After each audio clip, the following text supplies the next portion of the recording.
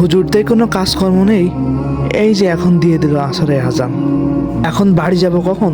আর এই বাড়ি যে গোসল মোসল করে আবার মসজিদে যাব কখন? হুজুর আবার বয়ান দিয়ে দিল, যেখানেই থাকে না কেন পাশে মসজিদ থাকলে মসজিদে নামাজ পড়ে নি। এখন এইটা কাটতে কাটতে মসজিদে গেলে আবার এসে এটা ঘাস কাটতে হবে, ডবল খাটনি কে করে? একজনের তো পালাম। যাই তাহলে চাচার কাছে যাই। আজান তো মাত্র দিল, এখন ঘাসও তো কাটা হয়নি। ঘাস কাটা হয়নি, এখন এইটা থেকে যদি মসজিদে যায় তাহলে আমার আবার মাঠে আসতে হবে না। ওই ডবল খাটনি না করে হুজুর যা কয় কোক এখানেই নামাজ পড়ে নি। জিহাদ সাহেব জুম্মার সময় বয়ানটা শোনার পরেও হুজুরের কথা অমান্য করলো। সে নিজের বুদ্ধিতে মাঠেই নামাজ পড়ে এলো। সে দেখলো না এটা পাক জায়গা কি না পাক জায়গা। পাশে মসজিদ থাকা সত্ত্বেও এটা থেকে হুজুর তার কাছে আসলো। এ চাচা, দাঁড়ান দাঁড়ান দাঁড়ান, এ চাচা দাঁড়ান। কি গো বাবু, কি? হ্যাঁ, চাচা